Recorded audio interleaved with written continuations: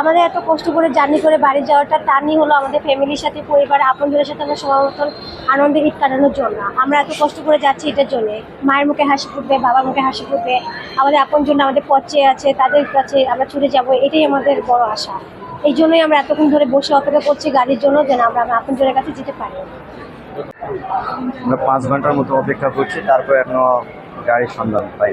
আপনি কোন গাড়ি টিকিট করেছেন? একতা, কোথায় যাচ্ছেন? নওগাঁ। জি, এখন কি গাড়ি আসে নাই? কি বলছে ওনারা?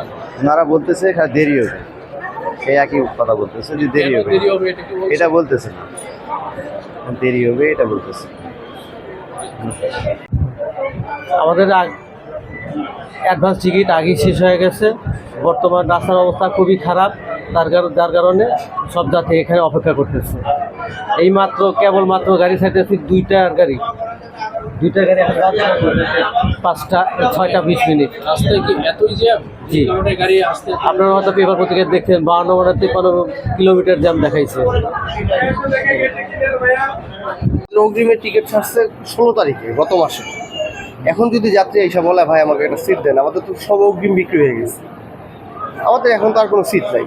কিন্তু এখন আমাদের অপশন একটা থাকে, কোনটা যদি আমাদের হাতে যদি বেশি গাড়ি থাকে, অতিরিক্ত কোনো গাড়ি থাকলে আমরা এক্সট্রা গাড়ি ছাড়ি যাত্রীদের সাথে, আমাদের সার্ভিসের সাথে আমরা যাত্রীদেরকে সেবা দেওয়ার জন্য আমরা এক্সট্রা গাড়ি, যদি হাতে অতিরিক্ত গাড়ি থাকে তাহলে আমরা এক্সট্রা গাড়ি দিয়ে দিই, অন্তত যেন যাত্রীগুলো আমাদের পাঠাইতে পারি। কিন্তু এখন আমাদের টাইমের গাড়ি আমরা পাঠাইতে পারতেছি না, তাহলে আমরা কিভাবে টিকিট দিই? অনেক যাত্রীরা অনেক সময় থেকে অপেক্ষা করছে, ঘন্টার পর ঘন্টা। এটা কেন? রাস্তায় জ্যামের কারণে। চন্দ্রার রাস্তা 4 ঘন্টা বন্ধ ছিল, যমুনার হেতুতে আমার গাড়ি 4 ঘন্টা বসেছিল। কিছু করার নেই, এটা আমার আর আপনার এখানে কারো হাত নাই, জ্যাম করলে তো কিছু করার নেই, এটাই।